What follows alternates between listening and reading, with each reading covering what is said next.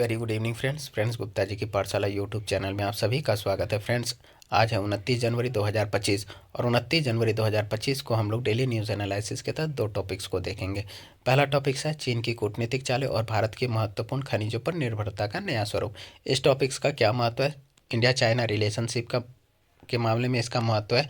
दूसरा, विभिन्न अंतर्राष्ट्रीय संगठनों में भारत और चाइना के आपसी डिस्प्यूट और मुद्दे, जैसे कि ब्रिक्स के साथ, आसियान नेशन के साथ, जैसे कि आप एससीओ संघाई सहयोग कॉरपोरेशन के साथ, फिर आप कह सकते हैं कि डब्ल्यूटीओ में, फिर आप कह सकते हैं G20 जैसे संगठनों में भारत और चाइना के आपसी जो डिस्प्यूट है तो उसको भी रेखांकित करता है ये टॉपिक्स। ठीक है, तो चलिए दूसरा टॉपिक्स है, अभी भारतीय निर्वाचन आयोग के 75 वर्ष पूरे हुए हैं, तो उनकी हम लोग उपलब्धि देखेंगे, उसके कार्य शक्ति और उसकी संरचना और किस प्रकार की निकाय है, इसकी का वर्णन कहाँ पर किया गया है, कितने से कितने आर्टिकल में, इन सभी चीज़ों को देखेंगे हम लोग दूसरे टॉपिक्स में। ठीक है, चलिए तो पहला टॉपिक से स्टार्ट करते हैं फ्रेंड्स।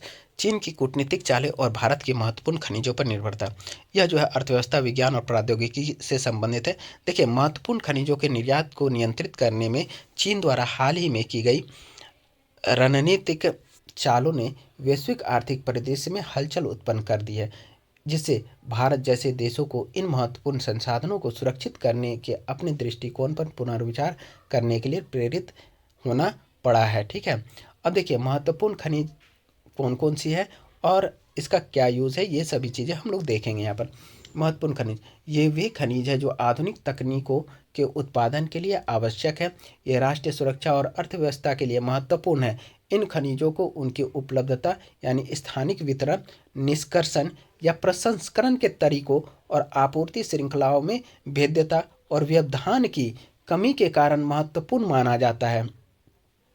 देखिए, आपूर्ति की कमी के जोखिम के कारण ये खनिज अन्य कच्चे माल की तुलना में अर्थव्यवस्था को अपेक्षाकृत अधिक प्रभावित करते हैं। Very very important.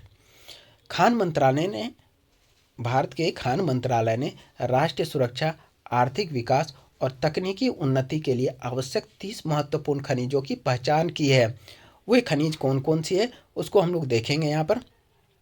तो देखिए, इन खनिजों में एंटीमनी है, बेरिलियम है, कोबाल्ट है, तांबा, gallium, germanium, graphite, hafnium, indium, lithium, molybdenum, nickel, दुर्लभ मृदा धातु जिसकी कुल संख्या 17 है और अन्य शामिल है।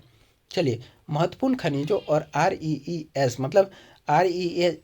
मतलब था दुर्लभ पृथ्वी का स्रोत। ठीक है, चलिए तो अब हम लोग देखेंगे कि महत्वपूर्ण खनिजों और REES के अनुप्रयोग कहाँ कहाँ पर होते हैं। तो क्विक एक नज़र हम लोग देखते हैं इसका उपयोग कहाँ है। परमाणु और रक्षा क्षेत्र में है, ऊर्जा क्षेत्र में है, उर्वरक के सेक्टर में है। ठीक है, तो इन तीनों को हम लोग एक एक करके देखेंगे। परमाणु और रक्षा के क्षेत्र में किन खनिजों का उपयोग होता है वो देखेंगे पहले। परमाणु और रक्षा, टाइटेनियम, जिरकोन, मोनाजाइट, दुर्लभ पृथ्वी का स्रोत।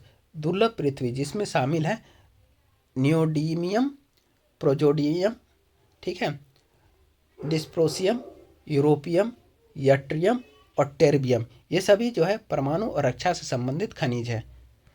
ऊर्जा क्षेत्र से संबंधित खनिज कौन कौन से हैं, तो लिथियम है, निकल है, सिलिकॉन है, कोबाल्ट है, मैग्नीज है, फास्फेट है, प्राकृतिक ग्रेफाइट है, प्लेटिनम ग्रुप ऑफ एलिमेंट्स है और दुर्लभ मृदा धातु आदि है।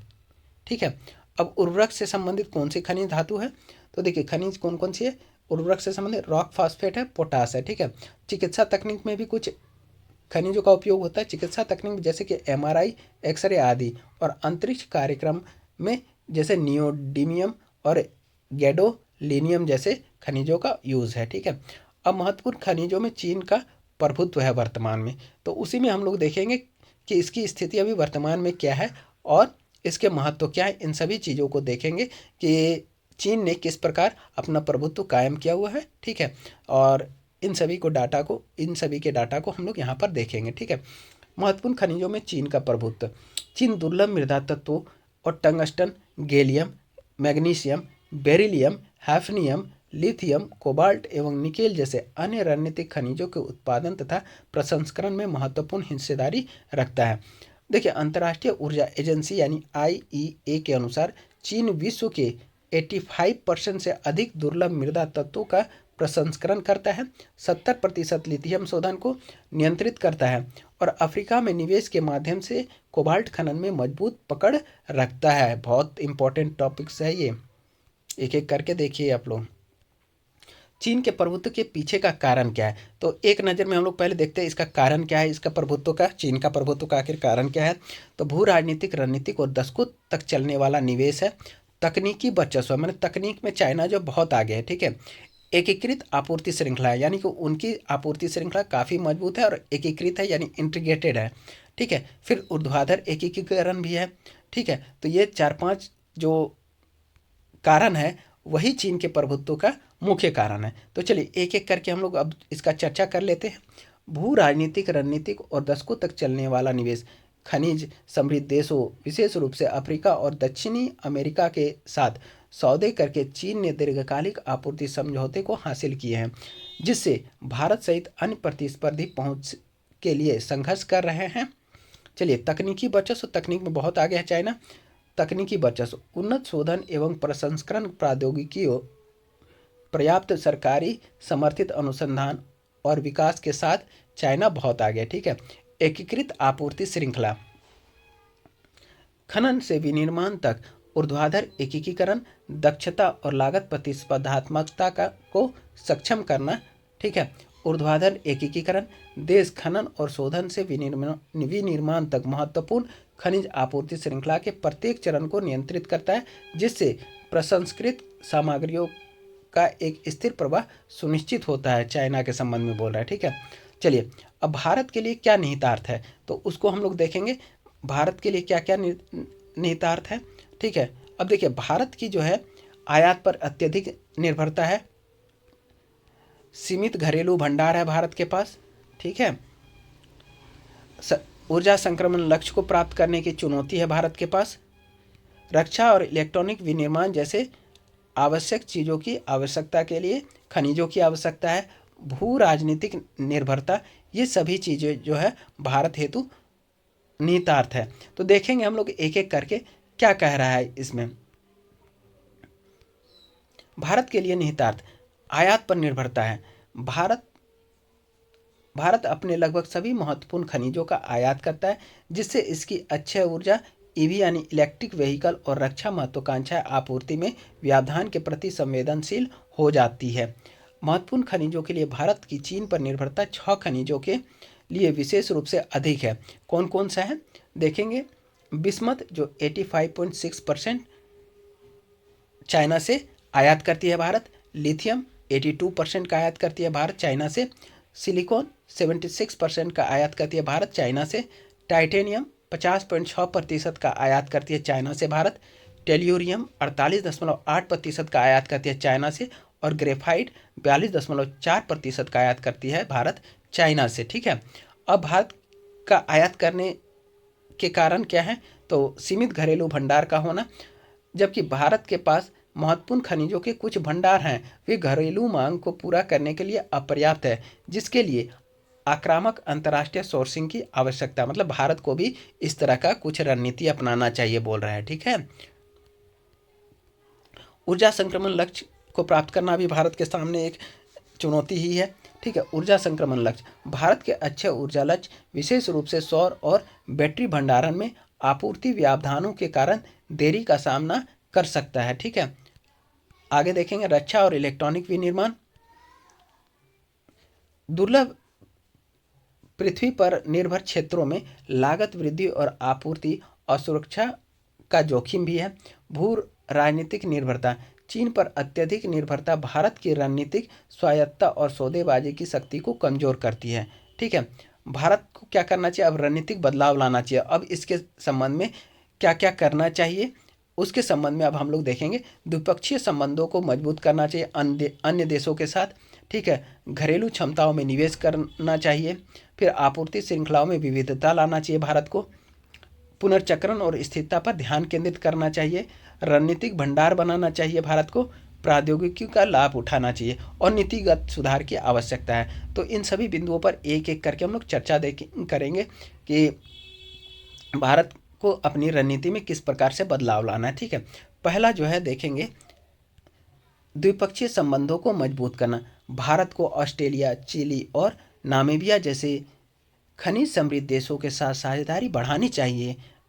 हाल ही में ऑस्ट्रेलिया के साथ लिथियम और कोबाल्ट आपूर्ति के लिए किए गए समझौते सही दिशा में एक कदम है, लेकिन भारत को इस तरह की साझेदारी सुनिश्चित करने की और भी आवश्यकता है। ठीक है, घरेलू क्षमताओं में निवेश की भी आवश्यकता है भारत को।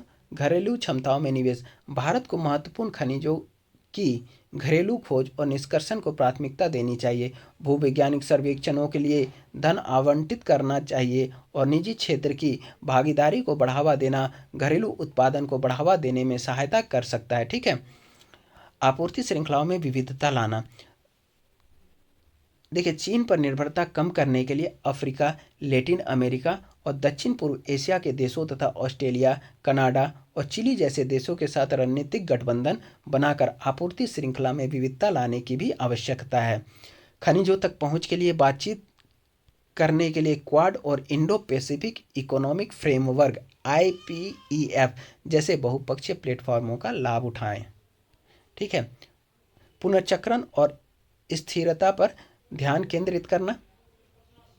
इलेक्ट्रॉनिक अपशिष्ट और उपयोग की गई बैटरियों में से महत्वपूर्ण खनिजों के पुनर्चक्रण के लिए तकनीक विकसित करना खनन के लिए एक स्थायी विकल्प प्रदान कर सकता है और आयात पर निर्भरता को कम कर सकता है। रणनीतिक भंडारण बनाना, आपूर्ति व्यवधानों के विरुद्ध सुरक्षा के लिए महत्वपूर्ण खनिजों का रणनीतिक भंडार स्थापित करना चाहिए भारत को। तेल भंडारों के समान भंडारण दृष्टिकोण को अपनाना चाहिए भारत को। जैसे तेल का भंडार किया जाता है वैसे ही इन खनिजों का भी भंडार भारत को करना चाहिए बोल रहा है। प्रौद्योगिकी का लाभ उठाना, पारंपरिक खनिज स्रोतों पर निर्भरता कम करने के लिए अगली पीढ़ी की प्रौद्योगिकी जैसे गहरे समुद्र में खनन और सिंथेटिक विकल्पों में निवेश करना चाहिए भारत को, ताकि भारत को एक विकल्प उपलब्ध हो सके और अन्य देशों पर निर्भरता कम हो सके। अब बोला नीतिगत सुधार की भी आवश्यकता। अब देखते हैं इसके लिए भारत सरकार ने कौन कौन सा कदम उठाया और आगे क्या करना चाहिए। ठीक है, चलिए, तो खान और खनिज विकास और विनियमन संशोधन अधिनियम 2023 भारत सरकार लेकर के आई है। यह केंद्र सरकार को महत्वपूर्ण खनिज ब्लॉकों की नीलामी करने का अधिकार देता है, जिससे आवंटन प्रक्रिया में पारदर्शिता एवं दक्षता सुनिश्चित होती है।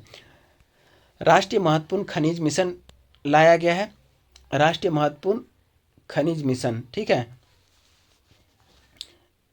इसका उद्देश्य देश के अंदर महत्वपूर्ण खनिजों की खोज, उत्पादन और प्रसंस्करण को बढ़ाना है। इससे आत्मनिर्भरता प्राप्त करने और देश को हरित अर्थव्यवस्था में बदलने में महत्वपूर्ण भूमिका निभाने की संभावना है। ठीक है, खनिज विदेश इंडिया लिमिटेड यानी जिसको काबिल बोलते हैं, ठीक है ना, इसकी स्थापना विदेशी खनिज परिसंपत्तियों की पहचान करने और उन्हें प्राप्त करने के लिए की गई है, जिसका मुख्य उद्देश्य लिथियम, कोबाल्ट, निकेल जैसे महत्वपूर्ण और रणनीतिक खनिजों पर ध्यान केंद्रित करना। अर्जेंटीना और ऑस्ट्रेलिया जैसे देशों के साथ सहयोग पर इस रणनीतिक दृष्टिकोण का ही हिस्सा है। ठीक है, अब माइनिंग टेनमेंट सिस्टम MTS जिसको कहा जाता है, माइनिंग टेनमेंट सिस्टम, ये क्या है? यह एक उन्नत डिजिटल प्लेटफॉर्म है जिसे प्रक्रियाओं को सुव्यवस्थित करने, पारदर्शिता बढ़ाने और खनिज संसाधन प्रबंधन में दक्षता में सुधार करने के लिए डिज़ाइन किया गया है। अब आगे का रास्ता क्या होगा या निष्कर्ष इसका क्या हो सकता है? जैसे जैसे चीन इस रणनीतिक क्षेत्र पर अपना नियंत्रण सुदृढ़ कर रहा है, भारत को जोखिमों को कम करने और अपनी रणनीतिक स्वायत्तता सुनिश्चित करने के लिए एक सक्रिय दूरदर्शी रणनीति अपनाने की आवश्यकता है। सहयोगात्मक प्रयास, तकनीकी प्रगति, सुदृढ़ नीतियाँ भारत को एक प्रतिक्रियात्मक भागीदार से महत्वपूर्ण खनिजों के क्षेत्र में एक महत्वपूर्ण खिलाड़ी में बदल सकती है। चीन के रणनीतिक कदमों के मद्देनज़र अपने महत्वपूर्ण खनिजों के प्रयासों को फिर से संगठित करके भारत के पास ऊर्जा सुरक्षा और सतत विकास सुनिश्चित करते हुए वैश्विक आर्थिक व्यवस्था में अपनी स्थिति को सुदृढ़ करने का अवसर है और अपना जो है आत्मनिर्भरता प्राप्त करने का एक सुनहरा अवसर भी है। ठीक है, तो चलिए अब हम लोग फ्रेंड्स दूसरा टॉपिक्स देखते हैं। ये भी काफ़ी महत्वपूर्ण है। एक ही टॉपिक्स में आपका पूरा निर्वाचन आयोग समाप्त हो जाएगा। इसमें हम लोग देखेंगे भारतीय निर्वाचन आयोग की स्थापना के 75 वर्ष, राष्ट्रीय मतदाता दिवस का महत्व, अब उसका निर्वाचन आयोग की 75 वर्षों की उपलब्धियां, उसके साथ ही हम देखेंगे इसके कार्य और शक्ति को और इसके संरचना को। ठीक है, चलिए स्टार्ट करते हैं। भारतीय निर्वाचन आयोग अपनी स्थापना के 75वें वर्ष का जश्न मना रही है। ठीक है, इलेक्शन कमीशन ऑफ इंडिया यानी कि भारतीय निर्वाचन आयोग की स्थापना 25 जनवरी 1950 ईस्वी को हुई थी। ठीक है, और इसलिए इस दिन राष्ट्रीय मतदाता दिवस के रूप में मनाया जाता है। किस दिन को? तो 25 जनवरी को। ठीक है, भारत 25 जनवरी 2025 को 15वां राष्ट्रीय मतदाता दिवस मनाया, जो भारत के निर्वाचन आयोग की राष्ट्र के प्रति समर्पित सेवा के 75 वर्ष पूरे होने का प्रतीक है।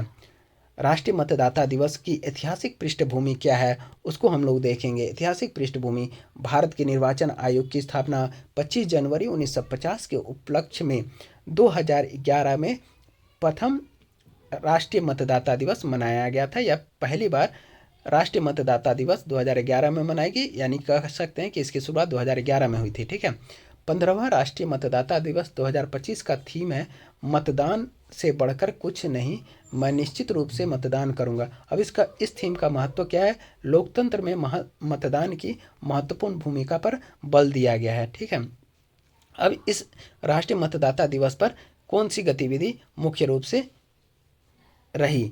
तो उत्कृष्ट राज्य एवं जिला अधिकारियों को सर्वोत्तम निर्वाचन पद्धति पुरस्कार प्रदान किया गया। इलेक्शन कमीशन ऑफ इंडिया यानी भारतीय निर्वाचन आयोग के 75 वर्ष पूरे होने के उपलक्ष्य में विशेष पहल की गई, जिनमें एक स्मारक डाक टिकट को जारी किया गया। लोकतंत्र और भारत का भविष्य विषय पर राष्ट्रव्यापी निबंध प्रतियोगिता का भी आयोजन किया गया। अब देखिए राष्ट्रीय मतदाता दिवस का महत्व क्या है। राष्ट्रीय मतदाता दिवस, एक मिनट गड़बड़ा जा रहा है। चलिए, राष्ट्रीय मतदाता दिवस का महत्व क्या है? मतदाता जागरूकता को बढ़ावा देना।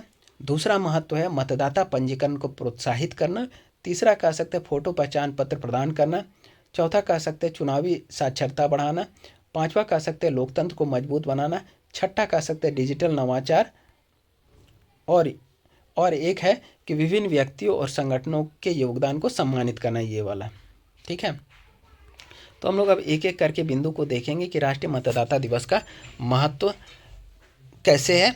तो बिंदुवार उसको देखते हैं हम लोग। देखिए, मतदाता जागरूकता को बढ़ावा देना, नागरिकों को उनके मतदान के अधिकार और चुनावों में भागीदारी के महत्व के बारे में शिक्षित करना। यह विचार पुष्ट होता है कि प्रत्येक मत महत्वपूर्ण है। अब देखिए, मतदाता पंजीकरण को प्रोत्साहित करना, प्रथम बार मतदाता बनने वाले लोगों विशेषकर युवा व्यक्तियों को पंजीकृत करने पर ध्यान केंद्रित करना। संबंधित वर्ष की 1 जनवरी को 18 वर्ष या उससे अधिक आयु के सभी नागरिक, चाहे उनकी जाति, पंथ, धर्म या लिंग कुछ भी हो, मतदान करने के पात्र हैं। ठीक है, फोटो पहचान पत्र प्रदान करना। देखिए, नए मतदाताओं को निर्वाचन फोटो पहचान पत्र यानी एपिक प्रदान करना। चुनावी साक्षरता बढ़ाना। ठीक है, चलिए, मतदान प्रक्रिया और प्रत्येक मत के प्रभाव को समझाने के लिए अभियान आयोजित करना। अब योगदान को सम्मानित करना भी है अगला बिंदु। ठीक है, मतदान जागरूकता फैलाने और सुचारू चुनावी प्रक्रिया सुनिश्चित करने के लिए व्यक्तियों और संगठनों को सम्मानित करना, यानी उन्हें विभिन्न पुरस्कार प्रदान करना। ठीक है, लोकतंत्र को मजबूत बनाने के लिए यह पहल है। ठीक है, लोकतंत्र को मजबूत बनाना, भारत के लोकतांत्रिक ढांचे को मजबूत करने के लिए सक्रिय भागीदारी को प्रोत्साहित करता है राष्ट्रीय मतदाता दिवस। डिजिटल नवाचार, मतदाता हेल्पलाइन ऐप। चलिए, तो है डिजिटल नवाचार। डिजिटल नवाचार यानी कि मतदाता हेल्पलाइन ऐप जैसे मोबाइल ऐप का बेहतर उपयोग तथा प्रवासी श्रमिकों के लिए रिमोट वोटिंग पायलट जैसी पहल। ठीक है, इसी के तहत आप कह सकते हैं कि सी विजिल भी एक इम्पोर्टेंट मोबाइल ऐप है जिसका भारतीय निर्वाचन आयोग ने काफ़ी उपयोग किया है। ठीक है, और ये काफ़ी महत्वपूर्ण रहा है मतदान के संबंध में। ठीक है, अब इलेक्शन कमीशन ऑफ इंडिया के बारे में हम लोग जानेंगे, ये किस प्रकार की संस्था है और इसके किस भाग में इसकी चर्चा की गई है, इसके आर्टिकल क्या है, सभी अनुच्छेदों को एक एक करके हम लोग यहाँ पर देखेंगे। ठीक है, देखिए ईसीआई के बारे में, भारतीय निर्वाचन आयोग जो है एक स्थायी संवैधानिक निकाय है। ठीक है, आगे हम लोग देखते हैं। देखिए, भारतीय संविधान के भाग 15 में और अनुच्छेद 324 से 329 में चुनाव आयोग या भारतीय निर्वाचन आयोग की चर्चा की गई है। अब एक एक अनुच्छेद को हम लोग देखेंगे यहाँ पर बारीकी से। अनुच्छेद 324 या आर्टिकल 324 क्या कहता है कि चुनाव का अधीक्षण, निर्देशन और नियंत्रण चुनाव आयोग में निहित होगा। अनुच्छेद 325 देखेंगे। अनुच्छेद 325 क्या कहता है, किसी भी व्यक्ति को धर्म, जाति, नस्ल या लिंग के आधार पर शामिल होने या विशेष मतदाता सूची में शामिल होने का दावा करने के लिए अपात्र नहीं ठहराया जा सकता। अनुच्छेद 326 क्या कहता है, लोकसभा और राज्यों की विधानसभाओं के चुनाव वयस्क मताधिकार के आधार पर होंगे। अनुच्छेद 327 क्या कहता है कि विधायिका के चुनाव के संबंध में प्रावधान करने की संसद की शक्ति को प्रदर्शित करता है। ठीक है। अनुच्छेद 328 क्या कहता है, किसी राज्य के विधानमंडलों या मंडल को ऐसे विधानमंडल के चुनावों के संबंध में प्रावधान करने की शक्ति है। ठीक है। अनुच्छेद 329 क्या कहता है, चुनावी मामलों में अदालत के हस्तक्षेप पर रोक है।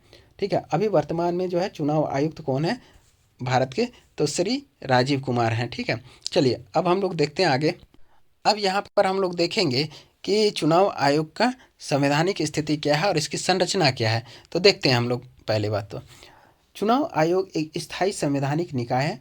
अनुच्छेद 324 के तहत संसद, राज्य विधानमंडलों, राष्ट्रपति और उपराष्ट्रपति के पदों के लिए होने वाले चुनाव के अधीक्षण,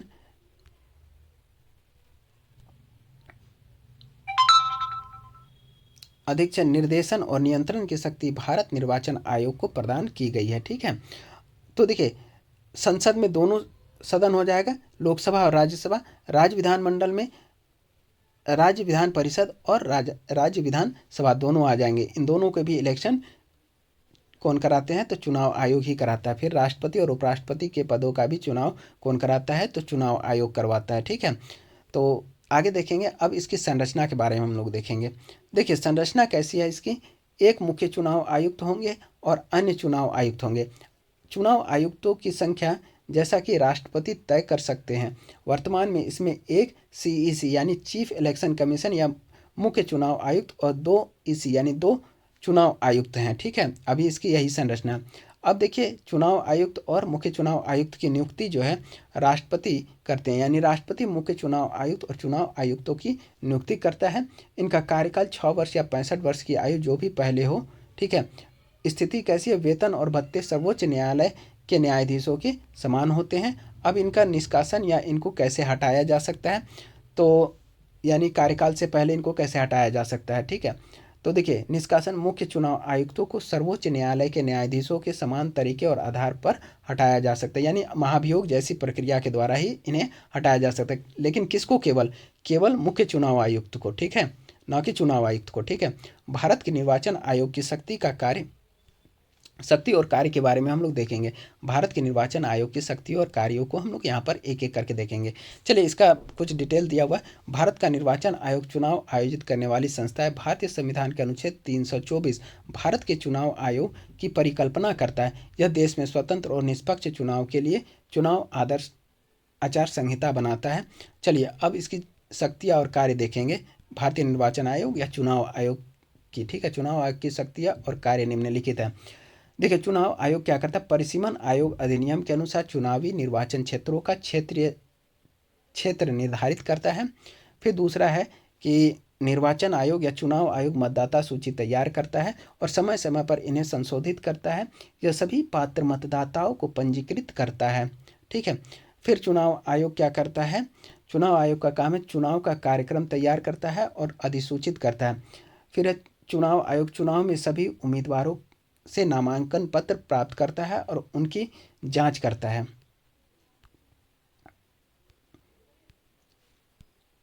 फिर यह राजनीतिक दलों को पंजीकृत करता है और उन्हें मान्यता प्रदान करता है। यह राजनीतिक दलों को चुनाव चिन्ह प्रदान करता है। कौन, निर्वाचन आयोग। निर्वाचन आयोग राजनीतिक दलों को चुनावों में उनके प्रदर्शन के आधार पर राष्ट्रीय राज्य स्तरीय दल का दर्जा प्रदान करता है। ठीक है। यह राजनीतिक दल या राजनीतिक दलों की मान्यता और उन्हें प्रतीकों का आवंटन से संबंधित विवादों को देखने के लिए अदालत के रूप में भी कार्य करता है। निर्वाचन आयोग चुनावी व्यवस्था से संबंधित विवादों की जांच के लिए अधिकारियों की नियुक्ति करता है। ठीक है। निर्वाचन आयोग या चुनाव आयोग टीवी और रेडियो के माध्यम से राजनीतिक दलों की नीतियों और कार्यक्रमों के प्रचार प्रसार के लिए समय सारणी तैयार करता है। उसके बाद है कि निर्वाचन आयोग सुनिश्चित करता है कि सभी राजनीतिक दलों और सभी उम्मीदवारों द्वारा आदर्श आचार संहिता का पालन किया जाए। ठीक है। यह संसद के सदस्यों की अयोग्यता से संबंधित मामलों पर राष्ट्रपति को सलाह देता है। यह राज्य विधानमंडलों के सदस्यों की अयोग्यता से संबंधित मामलों पर राज्य के राज्यपाल को सलाह भी देता है। ठीक है। उसके बाद निर्वाचन आयोग चुनाव कराने के लिए आवश्यक कर्मचारियों के लिए राष्ट्रपति या राज्यपाल से अनुरोध करता है। फिर निर्वाचन आयोग स्वतंत्र और निष्पक्ष चुनाव सुनिश्चित करने के लिए चुनाव मशीनरी और चुनाव के परिचालन की निगरानी करता है। निर्वाचन आयोग चुनाव के दौरान अनियमितता और गलत कार्यों की स्थिति में मतदान रद्द कर देता है। उसके बाद कह रहा है कि यह राष्ट्रपति को सलाह देता है कि क्या राष्ट्रपति शासन वाले राज्यों में चुनाव कराए जा सकते हैं या नहीं। अब देखेंगे हम लोग भारतीय निर्वाचन आयोग की प्रमुख उपलब्धियां क्या रही है। देखिए, इसका तो मेन उपलब्धि क्या रहा है, सफल चुनाव। दूसरा रहा है मतदाता पंजीकरण। तीसरा कह सकते हैं बेहतर लिंग अनुपात मतदान में। ठीक है। राजनीति में अपराधीकरण पर रोक, इलेक्ट्रॉनिक वोटिंग मशीन, नई तकनीक का उपयोग जैसे कि आर्टिफिशियल इंटेलिजेंस, विभिन्न प्रकार के मोबाइल ऐप, इन सभी का उपयोग आप कह सकते हैं। यहाँ पर तो बहुत सारे हैं, आप लोग जितना लिखिएगा लिख सकते हैं, उसको अपने ध्यान दीजिएगा तो हो जाएगा। यहाँ कुछ काम चर्चा कर दे रहे हैं। ठीक है। पहला इसका प्रमुख उपलब्धि क्या है चुनाव आयोग का, सफल चुनाव। इसका 18 लोकसभा और 400 से अधिक राज्य विधानसभा चुनावों को सफलतापूर्वक आयोजित करने का ट्रैक रिकॉर्ड है। दूसरा क्या है, मतदाता पंजीकरण। ठीक है। भारतीय लोकतंत्र का जश्न मनाते हुए 100 करोड़ पंजीकृत मतदाताओं की उपलब्धि हासिल की गई, इसी साल की गई 2024 में। ठीक है, 2024-25 में। बेहतर लिंग अनुपात। ठीक है। देखिए, पंजीकृत मतदाताओं का लिंग अनुपात 928 2019 में था, जो सुधर करके प्रति 1000 पुरुषों पर 948 महिलाएं 2024 में हो गई। ठीक है। अब राजनीति में अपराधीकरण पर रोक लगाया गया। ठीक है। राजनीति में अपराधीकरण पर रोक, लंबित आपराधिक मामलों वाले उम्मीदवारों का विवरण प्रकाशित करने की आवश्यकता लागू करना। अब और भी विभिन्न प्रकार की पहल की गई है। विभिन्न पहल जैसे कि मतदाता शिक्षा के लिए व्यवस्थित मतदाता शिक्षा और चुनावी भागीदारी SVEEP। ठीक है ना। विकलांग व्यक्तियों यानी PWD द्वारा मतदान की सुविधा के लिए सक्षम ऐप। और उसके अलावा क्या है, जिन बुजुर्ग व्यक्तियों की आयु 80 वर्ष हो गई है, उन्हें घर में ही मतदान देने की व्यवस्था जो है चुनाव आयोग करता है। ठीक है। अब देखिए हम लोग देखेंगे कि मतदाता दिवस का आखिर अंतिम में देखेंगे क्या महत्व रहा क्या नहीं, इसके बारे में थोड़ा सा और भी चर्चा करते हैं। 15वां राष्ट्रीय मतदाता दिवस स्वतंत्र और निष्पक्ष चुनावों के माध्यम से राष्ट्र के भविष्य को आकार देने के लिए नागरिकों को सशक्त बनाने में इलेक्शन कमीशन ऑफ इंडिया की विरासत की याद दिलाता है। मतदाता जागरूकता, समावेशिता और भागीदारी को बढ़ावा देकर राष्ट्रीय मतदाता दिवस नागरिकों को लोकतंत्र के मूल्यों को बनाए रखने और चुनावी प्रक्रिया में सक्रिय रूप से योगदान देने के लिए प्रेरित करता है। और ये भी टॉपिक्स आज समाप्त होता है। फ्रेंड्स, आज का सेशन यहीं समाप्त करते हैं। फ्रेंड्स, बहुत मेहनत करते हैं आप लोग। मेरे चैनल को लाइक, शेयर, सब्सक्राइब और कमेंट अवश्य करें। ठीक है। आज का सेशन यहीं समाप्त करते हैं। फिर कल से नए फ्लेवर के साथ आप लोगों के समक्ष प्रस्तुत होऊंगा। हाँ, कल का एक इम्पोर्टेंट नोटिस है, मैं आपको लोगों को बता देना चाहूँगा कि कल केवल मैं एक ही टॉपिक्स लेकर के आऊँगा, वो भी इसरो से रिलेटेड। मैं ये कोशिश करूँगा कि स्पेस टेक्नोलॉजी से जो भी चीज़ें हैं सभी एक ही वीडियो में पूरा कंप्लीट हो जाए, ताकि आप लोगों को लगे कि एक ही वीडियो में मतलब आधे घंटे या 35 मिनट में पूरा टॉपिक्स आप लोगों का क्लियर हो जाए। ठीक है। और उसमें हम उन्हीं चीज़ों को शामिल करेंगे जो कि आगामी एग्ज़ाम में आने वाले हैं, फालतू की चीज़ नहीं। ठीक है। तो चलिए आज का सेशन यहीं समाप्त करते हैं। धन्यवाद फ्रेंड्स। आप लोग मेरे चैनल को लाइक, सब्सक्राइब, शेयर और कमेंट अवश्य करें। धन्यवाद। Good night.